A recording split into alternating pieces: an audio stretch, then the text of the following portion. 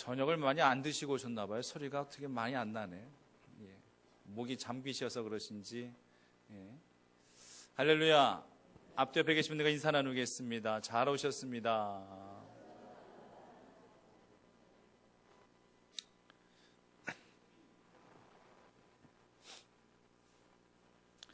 식사도 못 하시고 바쁘셔가지고 이렇게 주의 재단에 오신 성도님들을 하나님께서 위로하시고 축복하실 줄 믿습니다. 예. 얼마나 더 배고프시겠어요, 지금.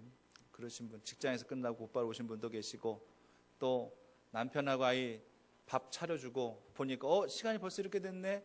야, 나 못 먹겠다. 난 갔다 와서 먹어야 됐다 해가지고 이렇게 또 그냥 곧바로 또 귀에 오신 분도 계실 수 있을 것이고, 하나님 보실 때 얼마나 하나님의 관점에서 기특하시게 생각하시겠어요. 얼마나 또 그 삶을 하나님께서 복되게 하시겠습니까?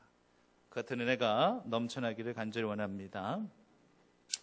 현대의학으로 정신병에 속하는 귀신 들린 딸 가진 가난 이 여인이 예수님께 나와 거의 뭐 동냥하듯이 거지 구걸하듯이 그렇게 구걸해서 주님의 그 기적으로 말미암아 딸이 병 고침을 받은 그러한 위대한 사건이 오늘 본문의 말씀의 포인트입니다.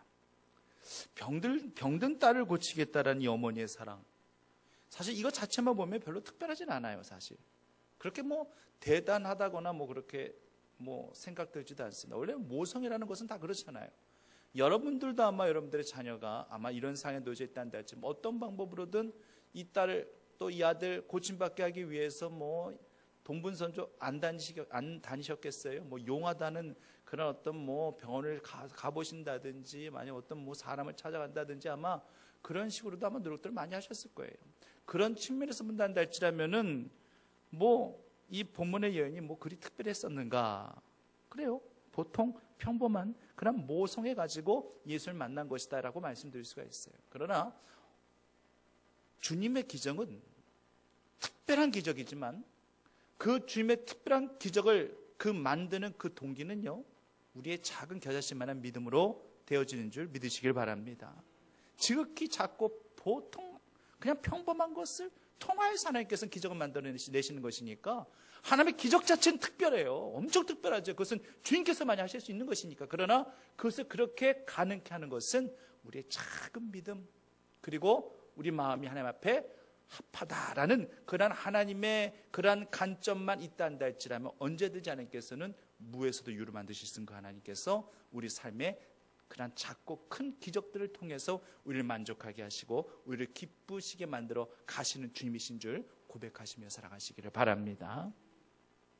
물에 빠진 사람은 모래도 잡는단 말이 있죠.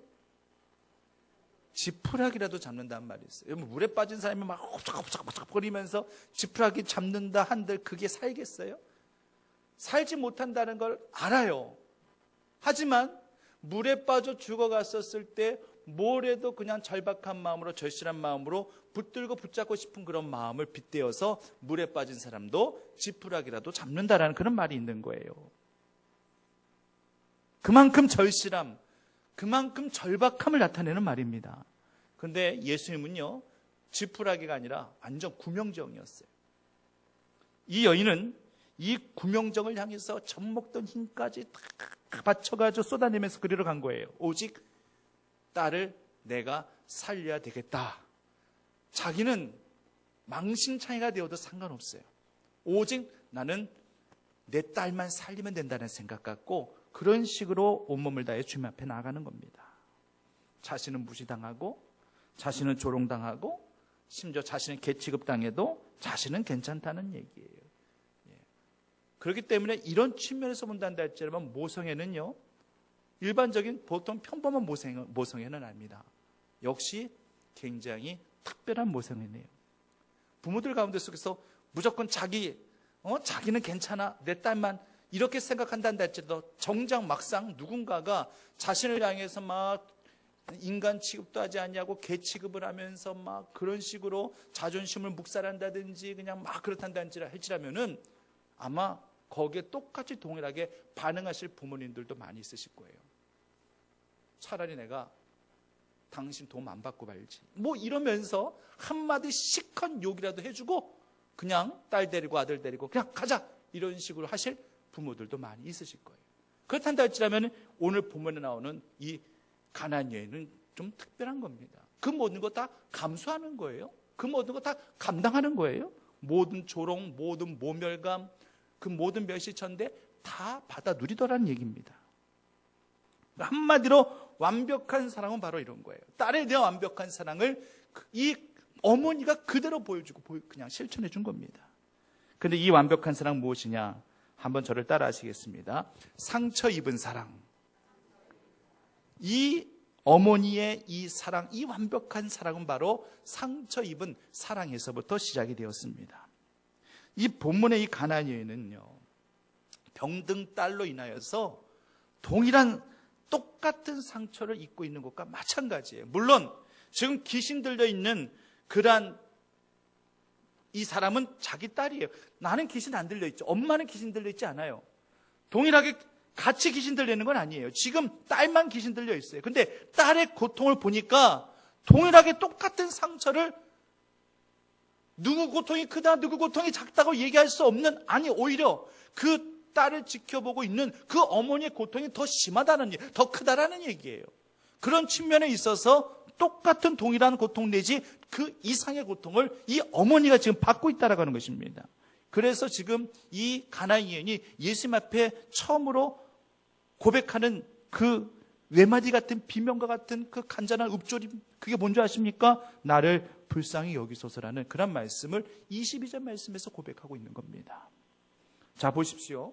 22절 말씀에서 내 딸이 흉악하게 귀신 들려 있습니다 라고 고백하면 그 다음 어떻게 해야 돼요? 누구를 불쌍히 여겨달라고 그래야 되는 게 맞는 거예요. 내 딸이 지금 흉악한 귀신이 들려 있으니 누구를 불쌍히 여겨달라고 하는 게 맞는 말이에요. 이거 어려운 거 아니에요. 저는 절대 어려운 거 질문 안 해요. 내 딸을 불쌍히 여겨달라고 하는 게 맞는 거잖아요. 안 그래요?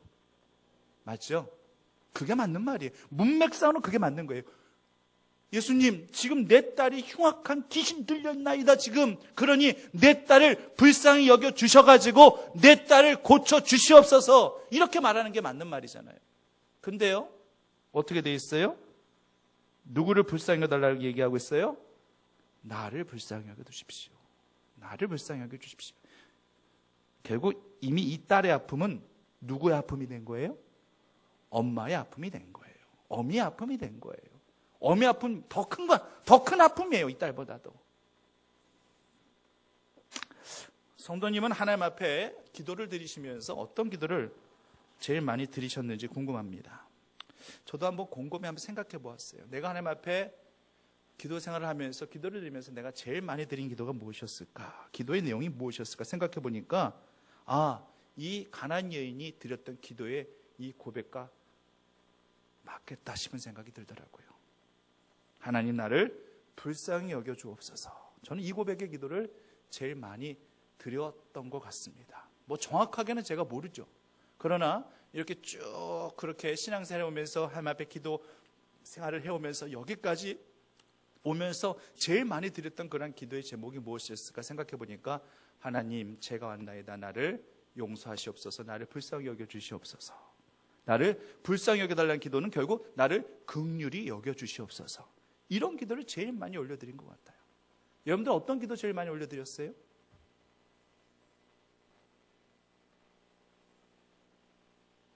기억이 안 나세요? 아니 쑥스러워서?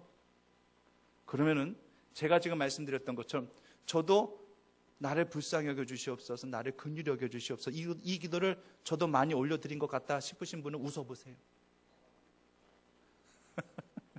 손 들나가면 또 충청도 분도 손도 잘 안 들려고 그래요. 그래서 내가 웃어보라고 한 거예요. 웃는 분들이 많은 거 보니까 아마 이 기도를 저만 드린 것이 아니라 우리 성도님도 많이 드렸던 것 같아요. 거기에 이제 한 번 더 덧붙이게 되면은 이거죠. 제가 죄인입니다. 이 죄인을 용서하여 주옵소서. 이 죄인을 불쌍히 여겨 주옵소서. 이런 기도를 제일 많이 드렸던 것 같아요. 아마 이 기도는요, 성경에 나오는 이 세리들도 아마 제일 많이 하는 기도였을 것 같습니다. 예수님께서 비유로 말씀하셨잖아요. 바리새인들은 회당 중앙에서 큰 소리로 그냥 다른 사람 들으라는 식으로 내가 의인이다라는 그런 식으로 그렇게 막 나는 일주일에 몇 번 기도하고 11조 내고 뭐 이러면서 그런 식으로 기도를 했었을 때 그때 세리들은 어떻게 기도했다고 그랬죠? 골방에서. 어떻게 하면서요? 가슴을 치면서 뭐라고 고백하며 기도했죠? 나는 뭐입니다? 죄인입니다. 나는 죄인입니다. 용서하시옵소서라고 그렇게 기도했던 그 세리의 기도를 내가 받겠다. 예수님께서 그렇게 말씀하시잖아요. 그러니 당연히 세리도 항상 기도할 때마다 그 기도 많이 했겠죠. 죄인된 심정으로 주님 앞에 서는 것은 제일 중요합니다. 우리 항상 기도 올려드릴 때마다 여러분들이 그 기도의 자리가, 기도의 제단이 어느 곳인지는 모르겠지만 여러분들이 머물러 기도하는 그 기도의 제단 앞에 항상 나를 불쌍히 여겨달라는, 나를 긍휼히 여겨달라는 그러한 기도에서부터 기도는 시작이 돼야 될 것입니다. 내가 죄인임을 고백드리면서부터 거기에서부터 사유하심의 은혜와 은총이 힘있게 되어지는 것이고 거기서부터 기도의 역사는 나타나게 될 것입니다. 모든 죄의 올무와 결박은 능히 하나님께서만이 풀어줄 수 있는 것이기 때문에 우리는 기도의 제단 앞에 설 때마다 늘 이 같은 심정으로 주님 앞에 구해야 된다는 얘기예요. 예수님께서 치유 사역의 시발점도 역시 어디에서부터 동의되어졌는지 아십니까? 긍휼히 여기는 마음. 성경에 보면은 예수께서 긍휼히 여기시사 이런 표현이 있어요. 때로는 예수님께서, 예전 성경 같은 거 보면 예수님께서 민망히 여기시사, 이 민망히 여긴다는 것이나 이 긍휼히 여긴다는 것이나 불쌍히 여긴다는 그런 모든 동일한 맥락이에요. 거기에서부터 예수님의 마음이 움직여지기 시작하니까 거기에서부터 치유의 사역이 나타나게 되더라는 얘기입니다. 그렇기 때문에 저나 여러분들 모두는 예수님의 긍휼하심을 힘입을 수 있는 그러한 자녀들이 되어야 할 것입니다. 본문의 여인은 딸이 느끼는 고통만큼 더한 아픔, 절대 모자르지 않는 그러한 상처와 아픔을 가지고 예수님을 찾아온 것입니다. 자녀들이 아파서 끙끙 앓고 괴로워하면서 고통스러워할 때 그 모습을 지켜보는 그 엄마의 마음은 어떠합니까? 여기 계신 우리 권사님들, 우리 집사님들, 자녀들 다 키워보시면서 다 아시잖아요. 이런 경험들 다 한두 번씩 다 있으시잖아요. 남자인 제가 이런 모성애를 설명한다는 것 자체가 부끄러워요. 제가 TV 무슨 동물 나오는 그런 프로그램이었는데 본 적이 있었어요. 어떤 겁니까? 어미 산모개가 이제 새끼를 낳은 지 얼마 안 된 어미 산모개가 새끼들을 출산한 지 얼마 안 돼서 그만 새끼들을 잃어버렸어요.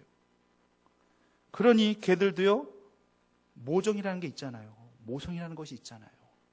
그때부터 새끼들을 찾아서 이제 막 주변을 막 산속까지 막 찾아 헤매는 거예요. 근데 그때 새끼는 못 찾고 이 엄마를 잃어버린 멧돼지 새끼 2마리를 만났어요. 그러니까 찾아야 될 내 새끼는, 욕하는 거 아니에요? 찾아야 될 내 새끼는 못 찾고 엄한 돼지 새끼 2마리를 이 산모개가 찾은 겁니다. 그래서 이 산모개가 우선 엄마 잃은 멧돼지 새끼들에게 젖을 먹이던 젖. 그러니까 돼지가 개젖을 먹는 거예요. 말이 좀 이상하네, 이거 지금. 돼지가 개젖을, 조희자 선생 너무 크게 웃으신다. 돼지가 개젖을 먹는 거예요, 지금. 심청전을 보면은요, 이 심청이 아버지 심학규가 어린 심청이를 위해서 이 젖 동량을 하지 않습니까? 아마 심청이 나올 때 아마 그 엄마는 죽었나 봐요, 그죠? 그래가지고 아이 출산한 지 얼마 안 된 산모를 찾아가서 우리 심청이도 제발 모유를 좀 먹여달라고. 그래서 동량을 하죠. 그러면 이 부녀가 너무 딱하기 때문에 심청이에게 모유를 먹여주고 그렇게 해서 심청이가 커갔잖아요. 심청전을 보면 그런 내용이 나오더라고요. 이 산모개는 분명히 압니다. 이 돼지 새끼, 이게 참 어감이 꼭 욕을 하는 것 같은데, 근데요, 이럴 때는요, 순서를 딱 바꿔보시면은요, 느낌이 달라요. 돼지 새끼 하면은 꼭 욕하는 것 같지만, 새끼 돼지. 느낌이 좀 어떠세요? 어감이. 귀여워요? 귀엽다고 느끼셨으면 이건 성공한 거예요. 그러니까 새끼 돼지 하면 굉장히 정말 새끼 돼지가 연상되잖아요. 근데 돼지 새끼 하면은 밥 많이 먹어서 뚱뚱해가지고 또 막 그런 애들 막 연상될 수도 있으니까, 그러니까 참 어순이라는 게, 그래서 어순이라는 것이 그렇게 중요해요. 그렇기 때문에 새끼 돼지. 개로 봐도 그래요. 개 SS. 이거 완전 욕이잖아요. 그래서 제가 직접 해서 X로 표현했어요. 이 개 SS 하면은. 근데 새끼 개. 아, 강아지라는 표현이 있구나. 예, 강아지도 좋아요. 아주 자연스럽잖아요. 이렇게 어순이라는 것이 이만큼 중요하다는 것입니다. 이 산모개가, 새끼 돼지가 자기 새끼가 아니라는 거 몰랐겠어요? 이 산모개가 모르겠어요? 알죠? 모를 리 없어요. 그런데도 그 새끼 돼지들을 불쌍히 여기는 마음에 자기 젖을 물려주는 거예요. 자기 젖을. 그러니까 TV를 통해서 이 어미개의 젖을 딱 이 TV를 통해서 보여주는데, 이 부분에 다 피가 낭자되어져 있어요. 다 멍들어 있고, 다 상처져 있고요. 그 멧돼지 새끼들 날카로운 치아가 이 약한 산모개의 이 젖꼭지들을 다 물어 뜯어가지고 다 상처를 내버린 거예요. 그런데도요, 또 때 되면은 그 어미개는 그 모든 아픔을 다 참고 또 멧돼지 새끼들에게 피젖을 물리는 거예요. 저는 이 피젖을 물린다는 표현이 저는 맞는 말이라고 생각합니다. 피젖을 물리는 거예요. 성도님, 사랑은요, 상처를 감당합니다. 상처를 감당하는 것이, 그것이 진정한 사랑입니다. 낳은 사랑과 기르는 사랑 무게는요, 저는 값이 똑같다고 저는 그렇게 생각합니다. 낳은 사랑도 상처 엄청나게 받죠? 기르는 사랑도 엄청난 상처 받아요. 이 상처 없이 절대 생존의 기적이라는 것이 있을 수 없다는 얘기입니다. 예수님 한번 보십시오. 예수님 그 십자가상에서 예수님 딱 떠올리기만 해도요, 예수님의 그 손, 발, 얼굴, 이마, 가슴 등등 그 모든 마음과 영혼 다 온통 상처투성이잖아요. 상처 아닌 데가 어디 있었겠어요, 예수님께서. 예수님의 육신만 상처로 가득 찼겠습니까? 그 마음 속에는요, 그 상처로 다 얼룩져 있는 거 아니겠습니까? 그 예수님의 상처 입은 사랑이 우리를 구원하신 것이고, 예수님의 그 상처 입은 사랑이 우리를 축복되게 하신 줄 믿으시기를 바랍니다. 그렇다면 우리가 정말 대충 신앙생활 할 수가 없어요. 그러기에는 우리 위에 대신 감당하신 이 상처 입은 주님의 사랑이 너무나도 고귀하기 때문에 우리는 절대 이런 식으로 그냥 내 뜻대로, 내 임의대로, 기분 내킨 대로 신앙생활 한다든지 기도생활 한다든지 절대 이렇게 해서는 안 되는 그런 택함받은 주의 자녀들이라고 하는 것입니다. 어머니의 상처 입은 그 사랑이 자식에게 기적을 가져오게 하였듯, 예수님의 그 상처 입은 온 몸과 그 마음이 결국 우리를 이렇게 구원 얻게 하신 그 하나님의 은혜 앞에 우리는 늘 감사로 하루하루를 살아갈 수 있어야 한다라고 하는 것입니다. 우리 예수님에게는요, 부끄러움도 없어요. 부끄러움도 없어요. 우리 같은 죄인들만 구원할 수 있다면 당신이 당하시는 그 모든 부끄러움 전혀 개의치 아니하셨어요. 이건 제 말이 아니라 히브리 기자가 히브리에서 직접 언급하고 있는 그런 내용이에요. 히브리서 12장 2절 말씀에서는요, 이렇게 고백하고 있어요. 그는 그 앞에 있는 기쁨을 위하여 부끄러움을 개의치 아니하셨다라고 말씀하고 계십니다. 십자가상에서 거의 다 벗겨진 그런 적나라한 상태로 다 벗겨진 그 상태 속에서 온 몸에 그런 상처 투성일 수밖에 없었던 그 예수님의 모습, 누군가에게 이런 모습 보여주기 싫어요. 부끄러워요. 우린 그렇잖아요. 내 몸에 상처 하나 있어도 이거 가리고 다니는 것이 우리잖아요. 남에게 안 보여주고 싶어가지고. 근데 예수님께서 온몸으로 다 보여주셨어요. 그 모든 마음의 상처까지 다 보여주셨어요. 그래도 절대 예수님은 부끄러워하지 아니하셨어요. 부끄러움에 개의치 아니하셨어요. 왜? 이제 내가 이렇게 희생함으로 말미암아 이 수많은 영혼들이 이제 구원 얻게 되어질 것인데, 그 미래의 영광과 좋게 비교할 수 없는 그 기쁨 때문에 장차 당하는 그 모든 상처, 아픔과 고통과 고난은 주님께서 모두 감당하셨다라고 하는 것입니다. 이것이 우리에게 주는 영적 감흥이 있어야 돼요. 이 사실이 우리에게 늘 영적 감동으로 항상 우리 삶 가운데 주장되어져야 됩니다. 그러면은 영원한 기쁨이 나의 기쁨, 여러분들의 기쁨이 될 수 있을 것입니다. 사랑에는요, 부끄러움이 없는 거예요. 본문의 가나안 여인도 예수님 앞에 어떻게 보면 참 뻔뻔하리만큼 부끄러움이 없어요. 23절 보면 다윗의 자손 예수여 나를 불쌍히 여기소서. 그런데 예수님께서 듣는 척도 안 해요. 아무 대답도 안 하십니다. 누군가에게 간절히 애타게 막 호소했어요. 부탁이라도 했어요. 근데 그 사람이 딱 본체만치하고 안면몰수하고 듣는 척도 안 하고 그냥 가버린다. 그때 느껴지는 그런 마음은 어떻겠어요? 여러 가지 복잡 미묘한 감정은 들 거예요. 그죠? 예를 들어서 어떤 감정이 들 수 있을까요? 한번 말씀해 보세요. 나는 지금 너무나도 지금 절박해서 누군가에게 지금 간절한 마음을 호소하듯이 그렇게 했는데 그 사람은 본체만치 하고 안면몰수하고 그냥 지나가 버렸다. 그때 그 상황 어떤 느낌일까? 어떤 감정이 들까요? 섭섭함. 그죠? 섭섭함이 제일 클 거예요. 그죠? 그리고 저는 어떨 때는요, 누군가하고 이제 악수를 하고자 할 때 손을 딱 내밀잖아요. 근데 그분이 딱 악수 안 하고 딱 지나가 버리면 어떤 마음이 들어요? 무한함도 들더라고요. 손이 굉장히 손이 부끄럽네. 이런 생각이 들더라고요. 손이 부끄러워가지고 그냥 이렇게 이 손을 어떻게 해야 될지는 몰라. 이런 상황 경험해 보신 적 있어요? 나만 있나 보다. 어떻게 그냥 그 손이 부끄러워. 이 손을 어떻게 해야 될지 모르겠어.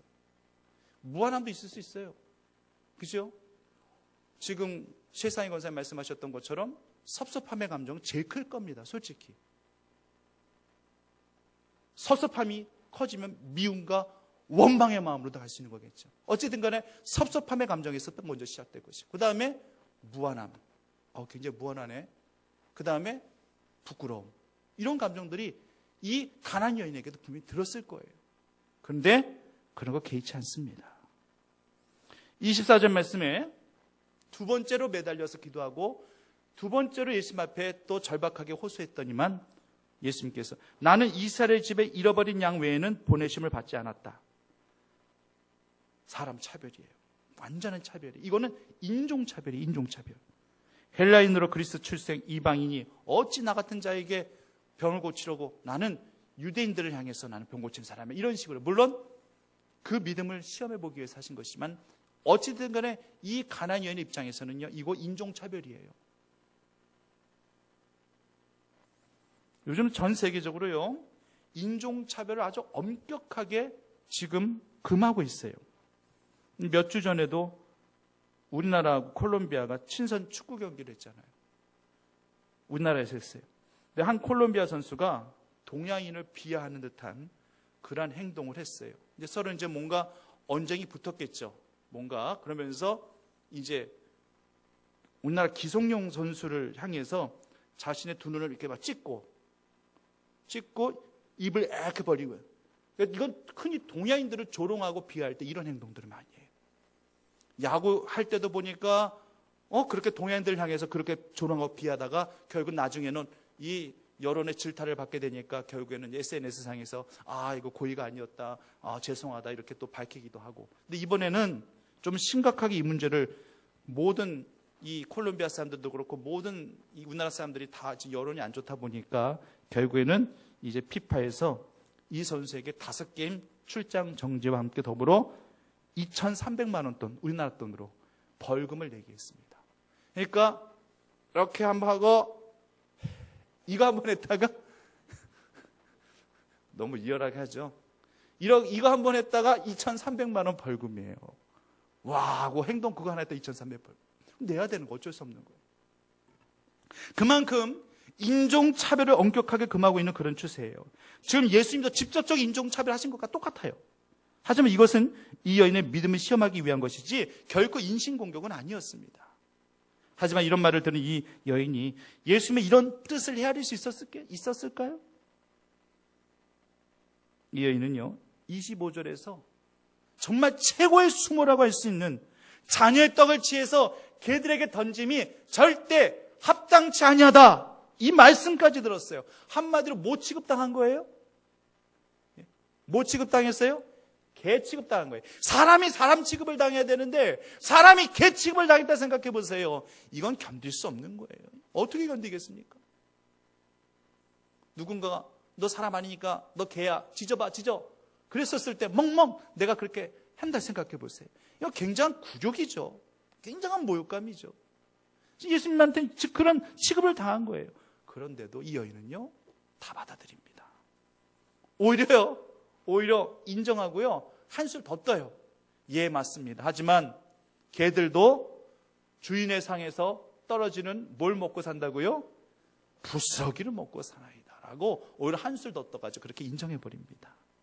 이 여인이 감정이 없어서 이 여인은 자존심도 없나 보다, 이 여인은 어떤 감정도 없나 보다, 천만의 말씀. 왜 감정이 없겠어요? 근데 속으로 다 상처를 다 쌓는 거예요. 쌓는 겁니다. 속으로 다 쌓는 거예요. 누구 때문에? 딸 때문에. 오직 딸을 고침받게 하기 위하여 그 모든 수모와 수치와 부끄러움 다 받아들이는 거예요.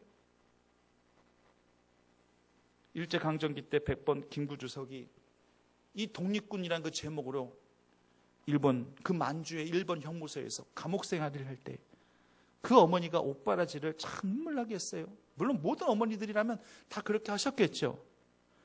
사식을 어머니가 매일 넣어주는데 근데 매 때마다 끼니마다 다 달라요. 어떨 때는 그냥 콩밥, 어떨 때 그 다음에는 잡곡밥, 어떨 때는 또 그 다음 날은 쌀밥, 어떨 때 그 다음에 또 보리밥, 이렇게 계속 넣어주셨답니다. 그러니까 아들인 김구 선생은 그 어머니의 사랑에 감사하면서 밥을 다 먹었어요. 그때마다. 근데 언젠가는 어머니 대체 무슨 수로 이 만주 중국 벌판에서 어머니 무슨 돈이 있다고 보리밥도 먹기 힘든데 이렇게 날마다 종류가 다른 그런 밥을 저한테 갖고 오십니까? 어떻게 하시는 것입니까? 아들이 물었어요. 그때 어머니는요 눈물을 주르르 흘리면서 하시는 말씀이, 아들아 미안하구나. 내가 돈이 없어서 집집마다 다니면서 구걸해서 매일 너에게 이렇게 사식을 넣어준 것이란다. 이렇게 눈물을 흘리면서 아들에게 솔직하게 얘기했답니다. 그래서 김구주석은 어머니를 꼭 껴안고 같이 눈물 흘리면서 이렇게 이야기했대죠. 어머니 절대 부끄러워하지 마세요. 어머니 절대 부끄러운 짓 하신 게 아닙니다. 자식 살리고 내 민족 살리는 길에 부끄러운 게 뭐가 있겠냐고 이렇게 어머니를 위로해 드렸답니다. 알고 보면 민족 독립의 기적은 부끄러움 모르는 어머니 사랑 속에서 거기서부터 시작이 되었구나, 이런 말씀드려도 결코 틀리지 않겠습니다. 부끄러움 모르는 사랑에는 절대 포기라는 것이 없습니다. 결국 이 여인은요 포기 없는 사랑으로 딸을 고침받게 하였습니다. 말로 인한 상처, 그리고 부끄러움, 주변 사람들의 그 모든 방해, 이 모든 곳에도 그녀는 아랑곳하지 않고 포기하지 않았습니다. 28절 말씀에 예수님께서 이렇게 말씀하십니다. 예수께서 이르시되 여자여 내 믿음이 크도다, 내 소원대로 되리라. 할렐루야. 내 소원대로 되리라. 내 믿음이 그것을 가능케 하였느니라. 우리의 믿음이 결국 하나님을 감동감화시키죠. 결국 우리의 소원대로 되게 하시는 귀한 역사가 일어나게 되기만을 간절히 소망합니다. 예수님은 우리의 알파요 오메가이십니다. 예수님 우리의 처음이자 마지막이라는 거예요. 예수님만이 우리의 막다른 골목이라는 이 운명론적인 그러한 주님과 나와의 관계를 우리는 다시 한번 곱씹을 수 있어야 될 것입니다. 주님은 우리의 마지막 터미널과 종착역과 마찬가지. 이것을 안단다 할지 우리는 뭐든지 쉽게 포기해서는 안 됩니다. 좌절이라 순간순간 할 수 있죠. 낙심이야 순간순간 할 수 있죠. 실망감이 커서 그렇게 좌절도 할 수 있고 낙심도 할 수 있단다 할지라도, 하지만 우리 크리스찬들은 주님께로 나아가는 이 길이 우리 인생의 마지막 길이라는 것을 늘 깨닫고 더 이상 그 주저앉는 그 자리에서 바둥바둥 하고 있을 수만은 없습니다. 그 발판 삼아, 주님을 발판 삼아 딛고 포기하지 않고 주를 향해 나가는 믿음의 발걸음이 돼야 할 줄 믿습니다. 첫 번째, 듣고도 못 들은 척 외면하고요. 한마디로 무시당했고요. 두 번째, 이방인 취급을 당했고요. 한 단계 더 큰 무시한 동물 취급 당했었던 그런 이 이방 여인.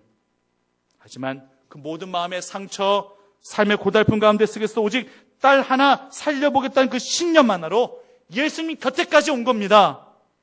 근데 예수님께 이런 대접을 받았어요. 자존감이 밀려오겠죠. 이러려고 내가 여기까지 왔나, 이런 생각도 들었을는지도 모르겠습니다. 하지만 중요한 건 이 여인은 포기하지 않았다는 얘기예요.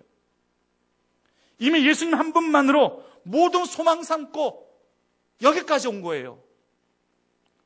예수님이 어떤 것을 요구했어도 이 어머니는 다 했을 겁니다. 단언코 말씀드릴 수 있어요. 말씀의 문맥을, 내용을 보면은요, 이 여인은 예수님께서 뭘 시켰어도 아마 죽으란다 할지라면 죽는 신이라도 했었을 것입니다. 대신 죽어서 딸만 살릴 수 있다면은 예수님, 내가 대신 죽겠습니다. 대신 이 딸 살려주십시오. 아마 이렇게라도 분명히 했을 어머니입니다. 절대 포기는 없습니다. 믿음에는요, 절대 포기가 없어요. 이런저런 상황 속에서 아픔과 상처가 있다 하여 포기해야 할 믿음이라면 애초부터 하지 말았어야죠.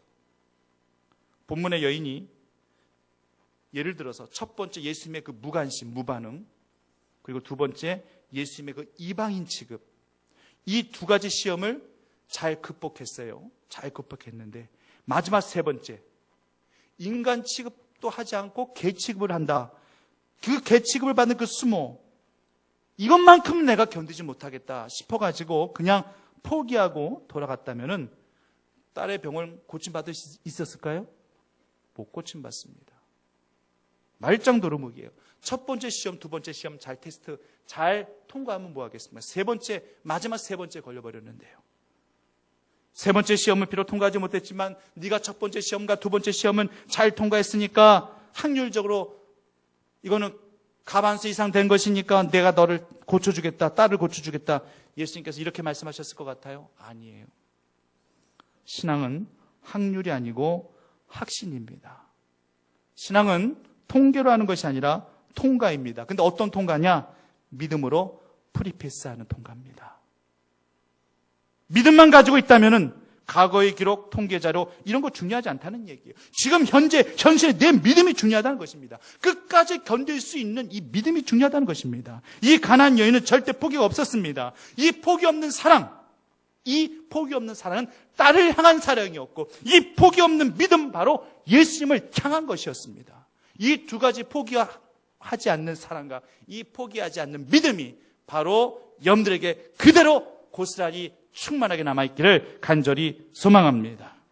상처 안고 있는, 안고 또 안고 살아가는 그 사랑과 부끄러움 없는 사랑, 절대 포기가 없다라는 얘기예요. 이 두 포기하지 않는 사랑과 포기하지 않는 이 믿음을 갖고 나아가는 그런 영혼들에게 곧 기적의 씨앗이 드러나게 될 것이고 기적의 결과가 삶 가운데 나타나게 되어질 것입니다. 사랑하는 우리 충북교회 성도님들도 이 같은 불같은 사랑으로, 이 같은 충만한 믿음으로 삶의 주변을 하나하나 기적의 열매로 바꿔 나가실 수 있는 주의 성도들이 다 되시기만을 간절히 축원합니다. 살아역사하신 아버지 하나님, 상처 입은 사랑으로 출발한 그런 이 가난한 여인이 포기하지 않는 사랑 가운데, 부끄러움을 전혀 개의치 않는 그 사랑 가운데 무시당하며 외면당하며 그렇게 자존심에 큰 상처도 받고 힘겨웠던 그였지만 오직 딸을 살리기 위한 그 신념 하나로, 그 믿음 하나로 주님을 끝까지 붙들었을 때 주님께 응답받은 것처럼 사랑하신 우리 주의 성도들도 포기하지 않는 믿음과 포기하지 않는 사랑으로 끝까지 자신의 문제들 주님 앞에 내어드리며 주님만을 온전히 구하며 주님 앞에 응답받는 우리 축복의 믿음의 자녀들이 다 되어질 수 있도록 인도하여 주시옵소서. 예수님의 이름으로 기도드립니다.